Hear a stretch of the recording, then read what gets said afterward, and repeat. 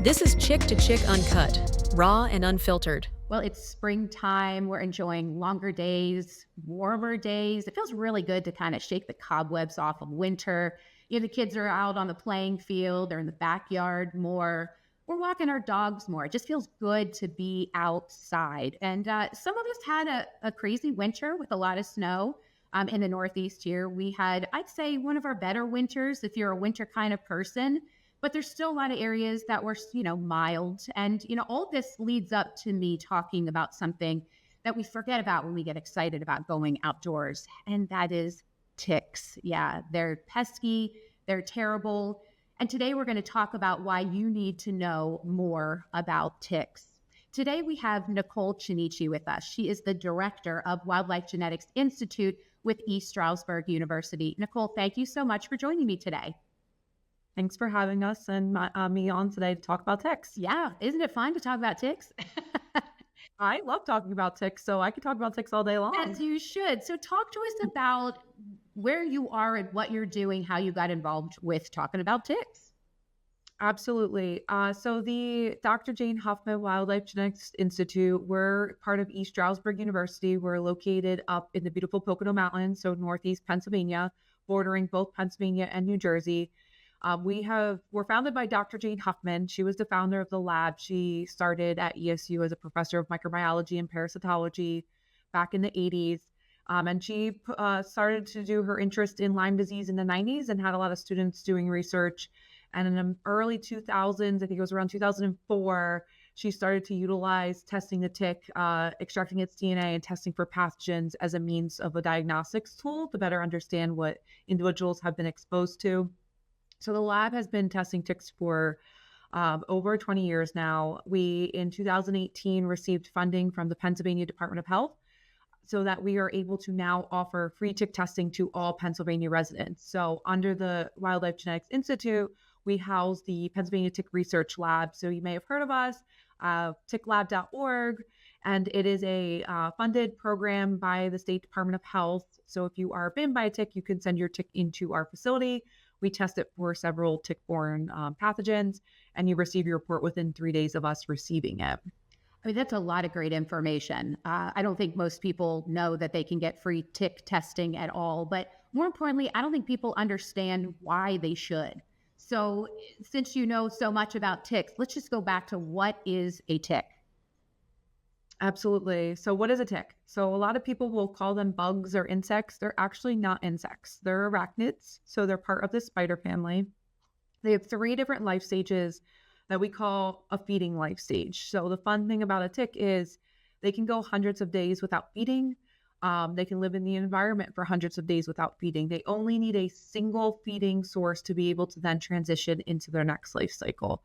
So their 3 feeding life cycles are the larvae. So these are the baby ticks. They have 6 legs at that life stage. When they receive a full blood meal, they morph into the nymph life stage. The nymph is what we call the juvenile ones. They have 8 legs at that life stage, super small, very hard to see. Once they receive their full blood meal, they then hatch into the adults. That's when the adults become sexually mature. So we do have female and males of the adult life stage. Again, 8 legs, slightly larger in size. So they're a little bit easier to see. So they do have this life stage nature. So they do survive in the environment, again, hundreds of days without feeding. And their life stage is about 2.5 years long. So once they do find a host, it could be us, it could be another animal out in the environment like a squirrel or a chipmunk or a shrew. Once they do find that blood meal, they go dormant for, maybe like 30 to 45 days until they morph into that next life stage. But they will remain dormant when temperatures are not ideal for them. So the winter months, when we think there are no ticks because we had a nice cold winter, they were just hanging out underneath leaf litter, and our blanket of snow and ice that was on top of them was keeping them ready to go. So at this time of the year, all those adults that survived the winter are now out and seeking revenge for their blood meal. They're foraging, right? I mean, yeah. So is it true? I've heard that it's like it has an antifreeze. So that's why if they're in some sort of like greenhouse effect that you get with the snow and the earth, that's why they're surviving. Yeah. So ticks are very hardy. Their system and their anatomy is very simple. So unlike most animals that walk our domestic animals, wildlife, their system's very simple. So they basically have a stomach, which we call the midgut. They have a salivary gland, and then they have what protects it. So that's all they have. So they don't have lungs, they don't have eyes, so they can't see us. And then within the salivary glands, they have all of these different components that help them attach to a host. It helps them, it's called like tick cement. So they'll insert saliva into you with certain components so that they can stick and attach to the individual that they're seeking. And in that as well, in their saliva, they have this component that's very similar to antifreeze. So in the deep cold temperatures, they don't freeze. So any of the moisture that they're taking in from the snow or anything like that, they're prohibited from actually freezing. And the worst habitats for ticks, I mean, if you looked at a map of where ticks are or in diseases of ticks, is dry, hot environments. So deserts, that's where you're really not going to run into tick populations. Anywhere where there's moisture that they can extract that moisture, and even very, very cold areas. We find ticks as far up, even in Canada, they're a big issue now, and in Maine. So that deep cold temperature is not going to be what is going to ultimately affect or reduce the population of ticks. Yeah, they are just hardy. You know, you always think of things where you're like, okay, what is the purpose of this animal? What is the purpose of this spider? What is the purpose of this whatever? I can't find a single purpose. I really can't. Why? No, ticks are one of those. I get this all the time because everyone's like, maybe I could justify their presence because they're in the environment for a purpose. They really are not. They've been around for millions of years. We found ticks that have fed on dinosaurs. So they've really evolved with life. They've been around for so long, but the purpose that they serve, maybe it's yet to be identified. There's one study that shows they have a component that helps with carditis.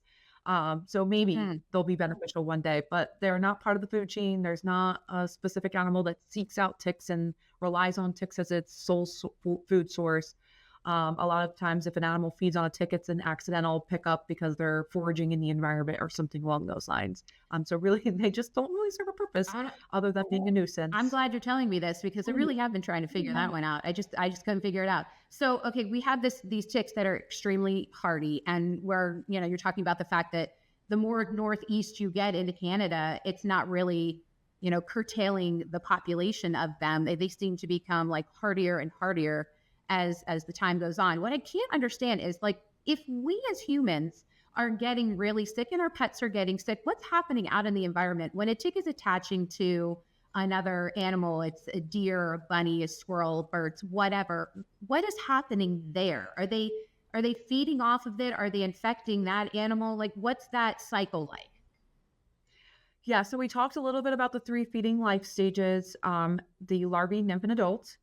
So when they're out in the environment and they're seeking a host, when they come across certain hosts, so they could be feeding on a small mammal, they could be feeding on birds, they can be feeding on reptiles. So it does vary. So the smaller the tick, they actually will, we call it questing. So when they're out seeking a host, it's called questing in the environment. The baby ticks, or the larvals, they'll seek up to about 6 inches off the ground. So you have to think about, like, what animal is going to be that close to the ground that they're going to be exposed to. So usually we're looking at small mammals, birds that will forage on the ground, things like that. The nymphs are about 1 foot off the ground, and then the adults get about 3 feet off the ground. And that has to do with the fact that because they are prone to drying out, they want to be close to their environment still. So they want to be able to retract once the temperatures get less ideal for them, back underneath the leaf litter.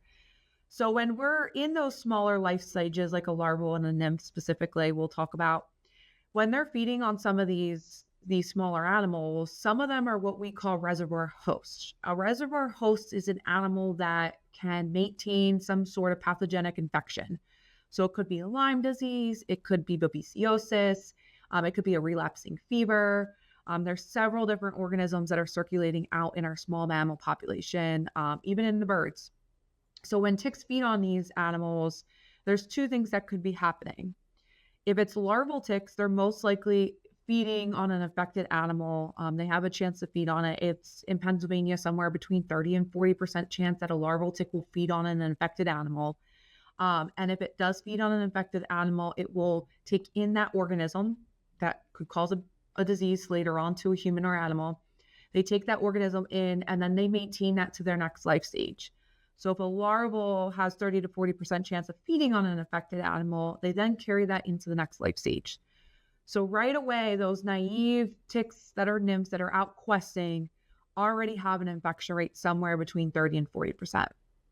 So we become accidental hosts at that point. So sometimes we pass by those nymph ticks, which we consider to be the most dangerous. They're so tiny. If you've ever saw one, I'm an expert. I don't even think one day if I had one on me, I would even see it. That's how small they are. And I know what to look for.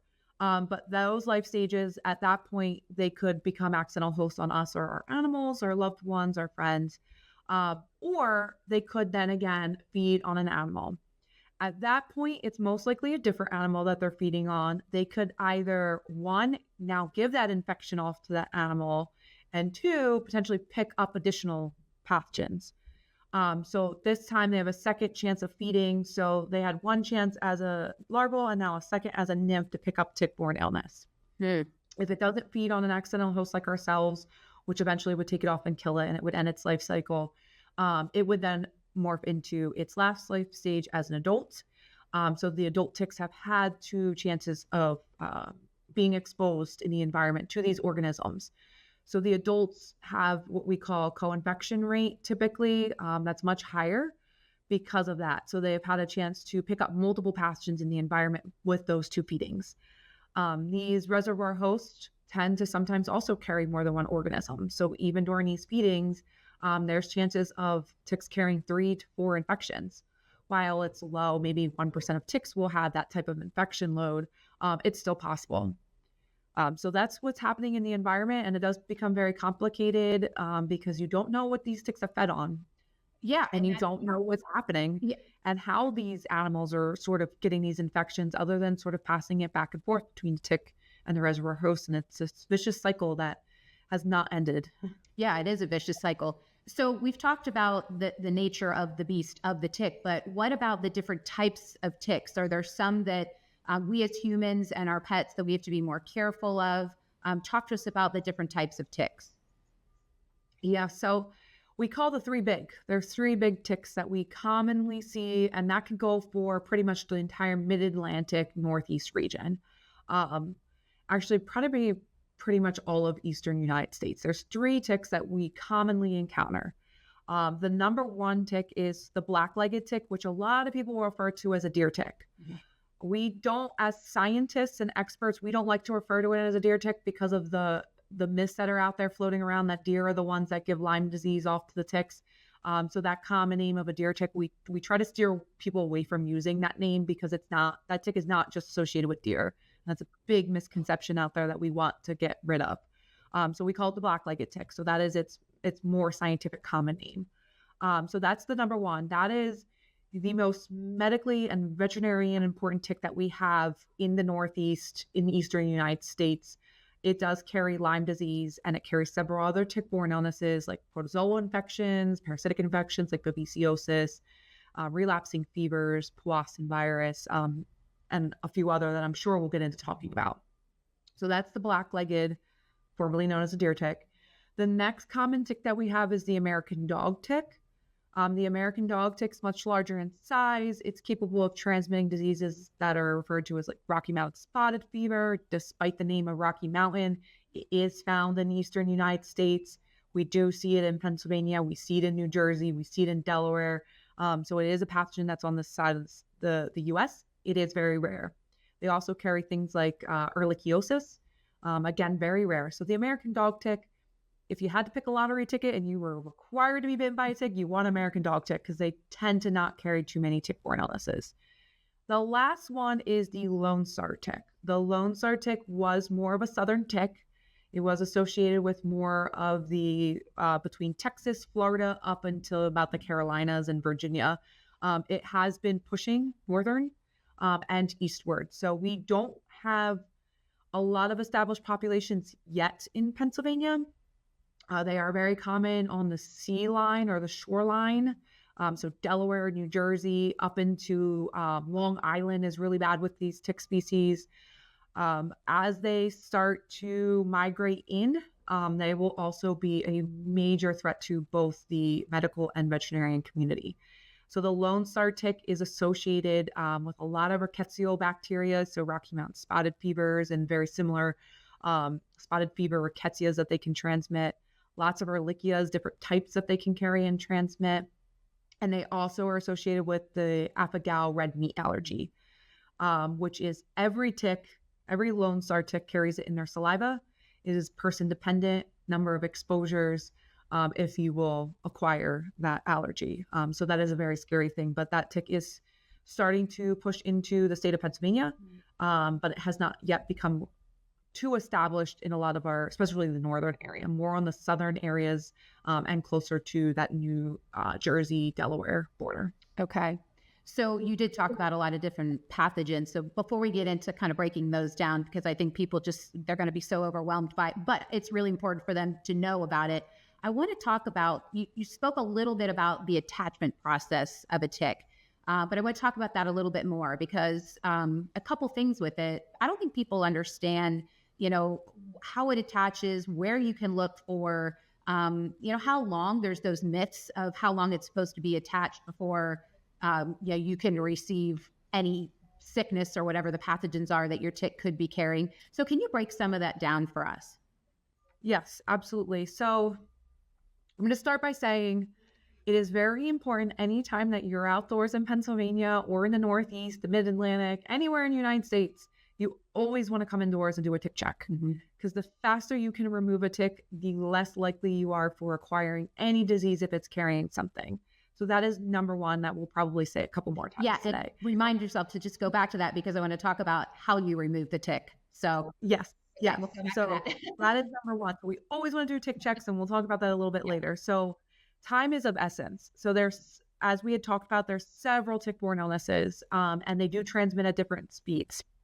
So when you're in the environment, and you may encounter a tick, remember they're questing. We talked about that a little bit. They're waiting on the leaf litter, shrubbery, high grass. They just hang out there with their forehands out waiting. As you walk by, you'll brush up on them and then they'll crawl. Your activity or what you are doing will depend on kind of where the tick ends up attaching. We have been doing this research for several years and we've been asking individuals that submit their tick, where is the tick attached and what activity were you doing when you think you were exposed to the tick? So example, if you're gardening and your hands, or you're doing yard work and you're picking up leaves and your hands are in the leaf litter, or in vegetation, anything like that, the tick will most likely attach somewhere on the waist or higher. A lot of times that'll be in the hairline as well. If you're out walking the dog, hiking, running, anything like that, that would be anywhere from the waist down, they'll most likely attach. But they will try to find an area that is warmer and also carries some moisture. So under the armpits, anywhere that would sweat a little bit more, because again, they love that moisture. They need that to stay alive. If it's very dry area, they won't be able to survive it. So once they find that ideal location where they're going to attach, their mouth parts have 3 little pieces. So they have a center piece and then 2 outside pieces. So the center piece is actually what they put into the individual or the host or the animal. Think about it as like a straw. So that is what essentially gets put into you, and then it accesses your bloodstream. And then the 2 side parts, that's what holds on to the individual. So it looks like 2 on the side on the individual, and then the 1 in the middle that goes in. Once they do get their mouth parts completely into the skin and they start to take into a blood meal, they're going to start to release some saliva. Things that are in their saliva can be pathogens. So some of the diseases that circulate will be held in the salivary glands. An example is powassan. So immediately when saliva starts to enter an individual and that tick may have been carrying powassan virus, they would be at risk because it's in the salivary glands and it transmits very quickly. But other things that they're inserting into you are various antibodies and basically like numbing things so that you don't know that the tick is attaching. So it's essentially numbing the area so you have no idea what's going on. It's also inserting other components so that your immune system doesn't recognize it. Because if your immune system responded to the tick feeding, you would probably become itchy, very red. It would become irritated because that's your immune system saying, hey, there's something here that we need to get rid of. But unfortunately, the ticks are so smart. They inject these little things into your system so that your immune system doesn't know it's happening. It's numbing you so you don't feel it. And then in that process, it then starts to take in a blood meal. So once it does start to take in a blood meal, other organisms that that are held in this midgut of the tick where the blood is eventually going to go, and then the tick gets nice and big and juicy, those will transmit a little slower. So Lyme disease is somewhere in 24 hours because it requires that blood to go into the midgut to activate the bacteria to then migrate out into the salivary glands and then into the person. The next one is babesiosis is also quite slow. That's somewhere in the 36 to 48 hours of taking in a blood meal before it is then pushed into the individual. But Powassan virus is about 15 minutes. Rickettsial bacteria, which are ehrlichiosis, anaplasmas, Rocky Mountain spotted fever, those are also held in the salivary gland, so they could be a little faster in that 8 to 10 hour period. So there are differences, but the ultimate thing is we want to get those ticks before they even attach because Powassan virus is 15 minutes. So we're no longer safe by saying, oh, it's less than 24 hours. We're okay. Well, no, you're not. There's Powassan virus. Anaplasmosis is also becoming very, very common in our state. And again, that's like about 8 to 10 hours. So it's pretty quick for exposure to your first couple of pathogens that are coming out in that saliva. Yeah, and you don't know, like you said, you don't know which one it is. It's not like, hey, you might not even see the tick. Most likely they don't because they're hanging out in places that you're not, like, it's not like right on your arm where you're going to go, oh, there it is. That's not typical, so you find the tick on you. There are all these myths, oh, burn it off, twist it off, do all of these things. And I know that those are no-nos, but I'm going to have you explain the best way to remove a tick. Yeah, so the best way to remove a tick is fine point tweezers, grabbing at the base of the mouth parts, and pulling straight up and out. So the myths that you hear, and you're probably like, well, I used Dove soap and I circled around the tick bite and it backed out nice and easy and I didn't have to worry about pulling it off, which hurts. It does hurt. But unfortunately, I like to compare it to if you have an animal at home and you're feeding a dog's a great one of this. If you're feeding your dog and you go to take the dog's food away, the dog's not going to be happy with you. They're eating. It's just like if we were eating and someone took your plate of food away and said, nope, you're done and you're hungry. It's like, okay, well, I'm really hungry. Can I have my food back? It's the same thing with the tick. They don't want to let go. They don't want to be removed. So if you're doing something that's irritating the tick, they're not going to be happy. So what's happening when you do things like burning a match and putting it on the back of the tick, suffocating it with, I think I've heard ethanol, I've heard nail polish remover, I've heard of a lot of different things. If the tick is backing out nice and slowly, it's not happy. And what it's doing is it's regurgitating as it's doing so. So it's pushing all the contents from its midgut, its salivary glands, it's all getting pushed out into you as it's starting to reverse. And that's going to put you at risk. So if anything was about to be transmitted, it may have just now transmitted. So if blood's in the tick and it was at 14 hours and it's a carrier of Lyme disease, you now may be at a greater risk than if you just removed it with tweezers. So tweezers, I like to say it's a surprise attack. You don't want the tick to know you're about to pull it out. So just pull it out. And it is okay if you lose mouth parts, because I get that all the time. People are like, well, the mouth part then breaks off. That's okay. The mouth parts can't transmit diseases. All the diseases are with the body of the tick. So if that little straw's left behind, it cannot transmit diseases.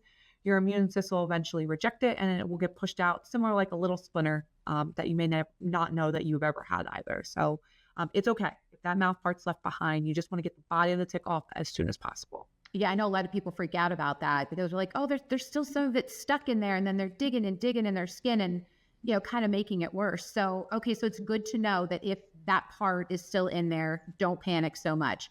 So now you've removed it. Now what are you supposed to do with it? This is where you come into play with the lab. Yes. So unfortunately, well, one, remove it. I did fail to mention, clean the area. So just like you would with any wound, put a little soap on there, a little alcohol, clean the area up a little bit. They have dirty mouth parts. Remember, they're out in the environment, in soil and everything like that. So if you get a little red dot at the site of the bite, that's also normal because of that dirty mouth part. But once you do remove the tick, put it in a Ziploc bag, free of any debris. Don't put it in tissue. Don't put it in anything. Just put it in a Ziploc bag. Make sure it's sealed. And it could be one of the zip cross or the regular double with the railroad tracks, or however you want to call that. Yeah. So in a Ziploc bag. Unfortunately, our medical community is not the best at knowing what to do with ticks. So please don't always trust your medical providers. I know we have so much faith that our medical providers are going to do everything and help us and make sure we're not going to get sick. But when it comes to ticks and tick-borne illnesses, really, really, really, really, really don't rely on them to really know. You want to be your own advocate. So what you want to do is put that tick in a sealed Ziploc bag, and you're going to visit our website, ticklab.org. You're going to fill out the information. It will take you maybe 90 seconds your first time, and then hopefully you never have to use this again. But if you do, you'll get really quick at it, and it'll be about less than a minute. You fill out your information of where you were exposed, some general information that we need to know about that tick, and then you're going to get a little voucher form. You can either print it off. We know not everyone has access to printers. So as long as we have your identification number that you'll receive via text message, email, and on that last page of the submission, write that down and your name, and then you're going to mail it to us.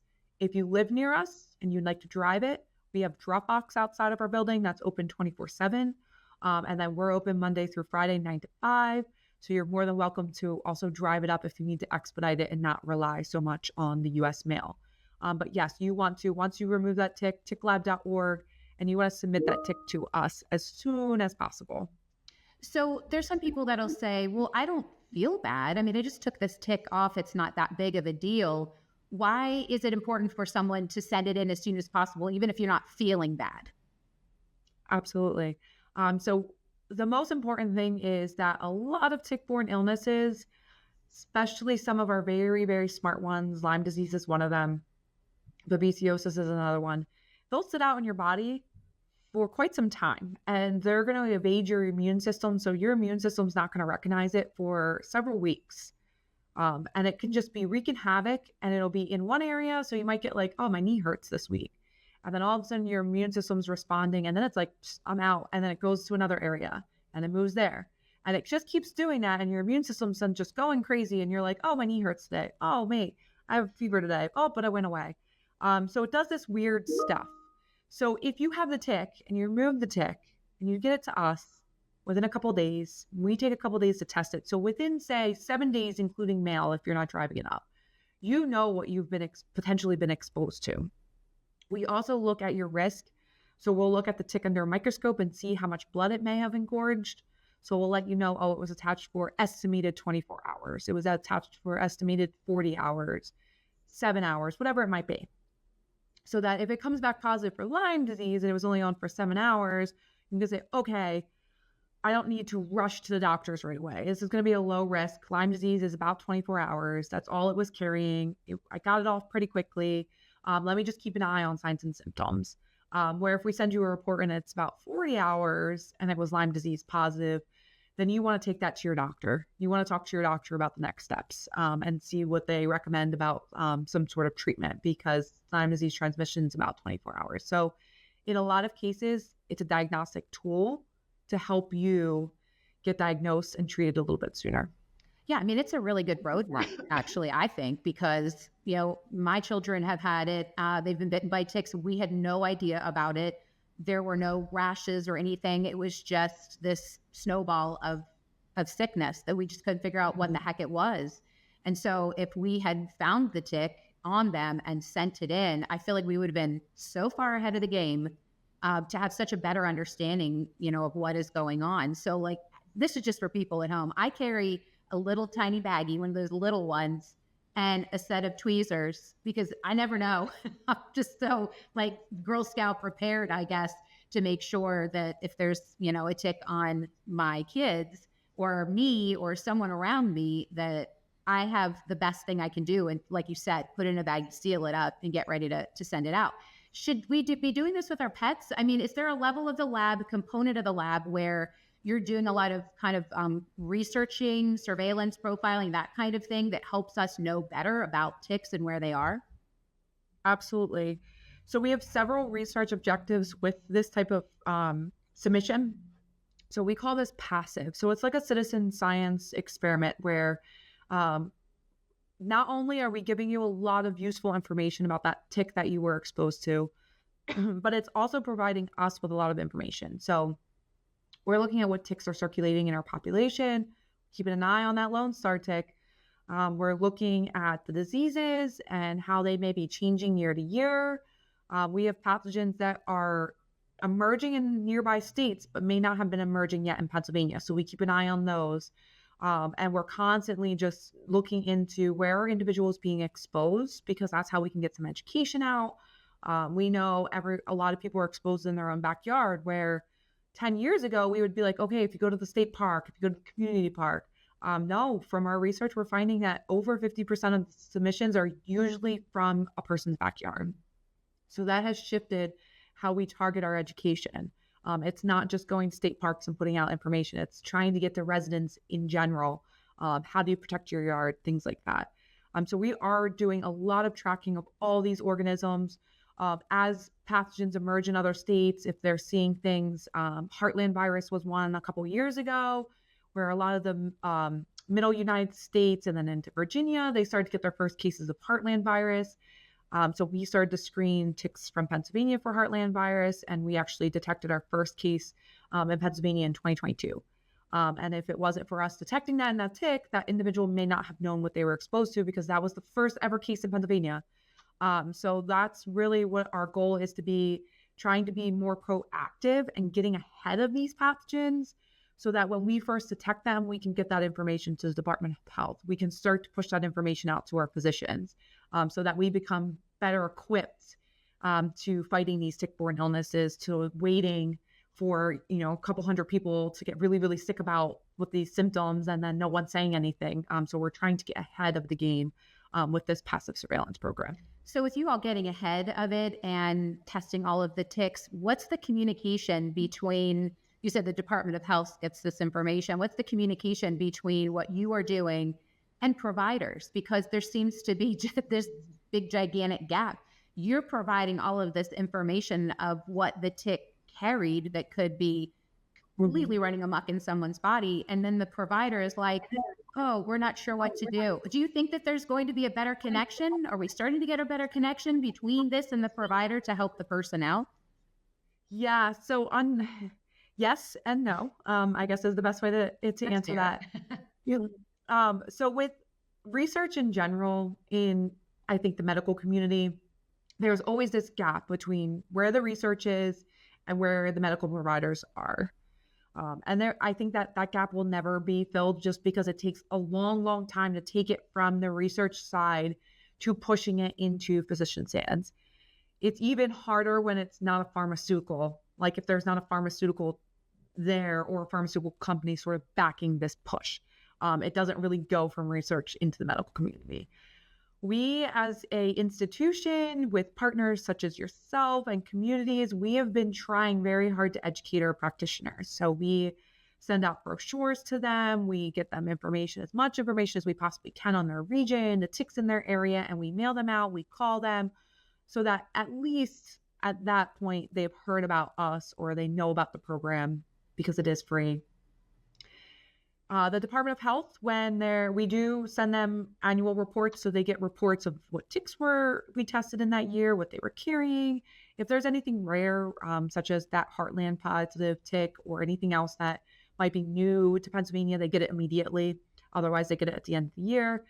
They will send out alerts to healthcare providers, usually within the next month, that, hey, it's tick season. Make sure you're looking out for these diseases that we found in tick populations across Pennsylvania. So they do provide that sort of public safety alert. So I think it's gotten better. I don't think we're there yet. I don't know if we ever will be there yet. But I think it's gotten better. And I think the more we talk about it, the better it will get. Oh, I mean, that's very true. And I just wonder too, I mean, here in Pennsylvania, we've always been known as kind of ground zero, have the highest cases. They call it just Lyme disease. But as I talked about earlier on, I feel like it should be tick-borne illness diseases, not just laying everything on Lyme. Is your lab and the state trying to help profile better across the country on a national scope? I mean, we've got R.F. Kennedy Jr., who is got a lot of family members who've had Lyme and himself, and he talks about the fact that he wants to do better. Is your lab and what you're doing helping to aid in that conversation at all? Yes.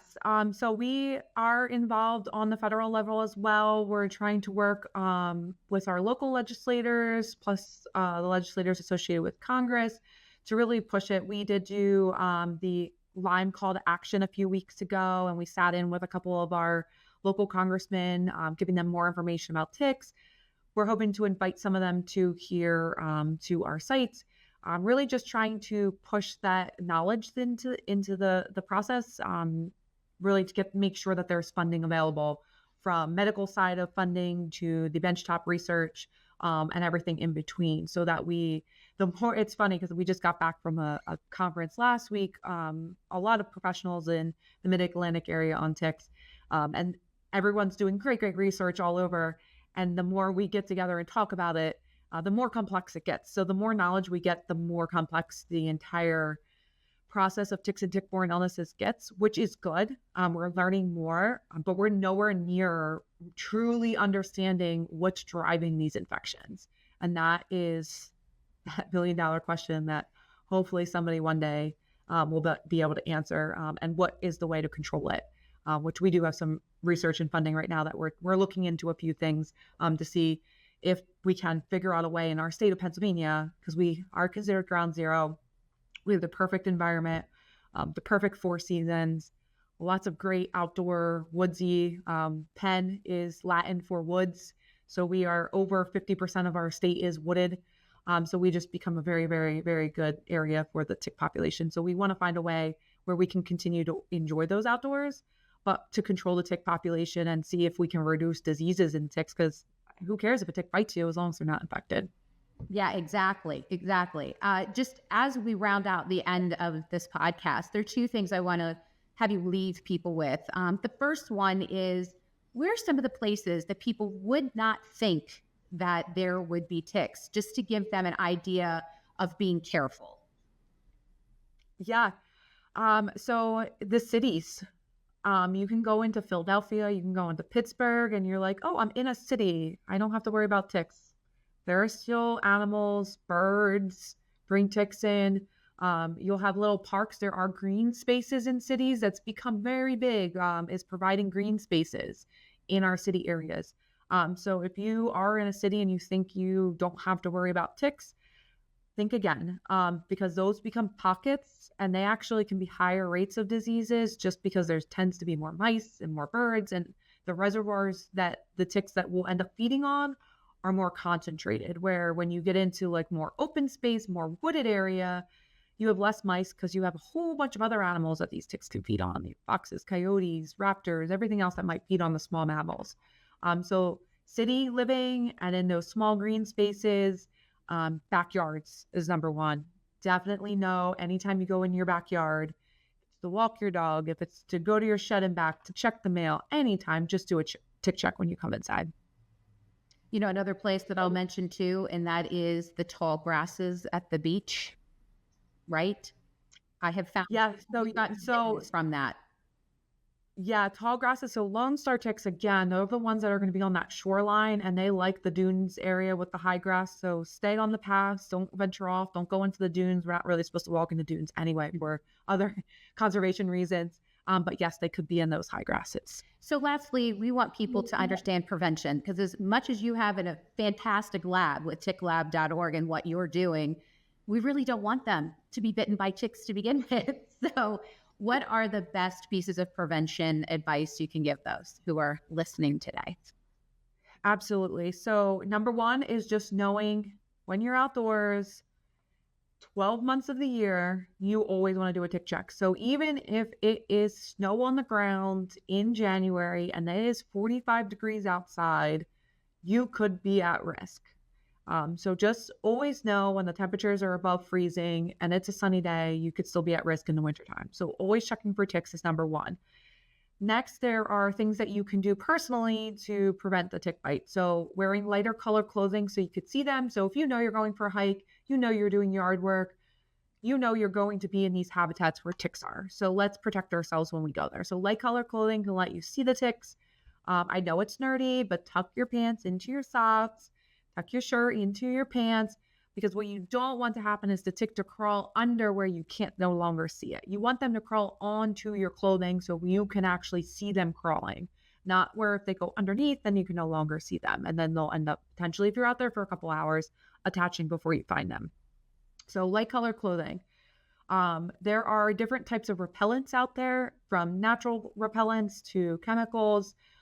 There's a spray that's chemically based called permethrin. So as long as you spray it outdoors on your clothing, and just treating at least your waist down will really, really help. So that's Sawyer's permethrin brand. Treating it outside every couple washings, retreat the clothing. So boots, socks, things like that. But it only goes on your clothing. Do not let it touch your skin. There's DEET, which is okay for ticks. It's not great. There's some natural ones. I would be careful with a lot of the mom and pop brands online. Anything that you see, a lot of the lemongrass, eucalyptus stuff, they don't work. So I would steer you away from a lot of those, anything that's water-based. So I would steer away from that. There is Organic is one that was researched that's a little bit better on the natural side of things. And then, so you have light color clothing, you have a tick repellent, tucking ladies' hair if you're gardening or hiking, pull that hair back, tie it up. I like to braid my hair so that the tick doesn't get where, again, I don't want to not see it. So if it's on a braid, I could see it a little easier. Hat, things like that. When you come indoors, getting in a shower, get your clothes into a dryer, get them into the wash as soon as possible so that they don't just crawl out. Remember, ticks survive hundreds of days without a blood meal. So if you come indoors and just throw your clothes into a hamper and leave them, and if there's a hitchhiker, a tick hitchhiking, it'll eventually crawl out and it will end up on somebody later on in time. So clothes into the dryer, you into the shower, and do a really, really good tick check.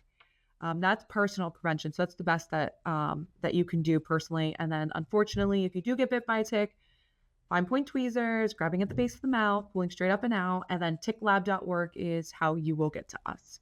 And if people do want more information, they can go to ticklab.org to be able to find more information on what you all just talked about just now. Absolutely. And we're very active on social media. So follow us at PA Tick Lab. We try to stay up with what's happening. So as ticks emerge or what's common with the tick population, we are basically the social media gurus of ticks. So if you want to know what a tick's doing all of the time, follow us. I mean, I don't really want to know, but I do want to know. This is a great podcast, Nicole. Thank you so much for providing so much information. I really think together we can inform the public a lot more so that people don't get sick. So thank you for being with me today. Absolutely. Thank you for having us. So there you have it. You know, you can get outside and you can enjoy the spring months, the summer months, into the fall months. But this is really good information. Dog ear all of this so that you can have it on the ready. If you are bitten by a tick, if you have any other questions, you heard it from Nicole, go to ticklab.org. And by all means, if you do have to remove a tick, please get it tested. Thanks again for joining me today.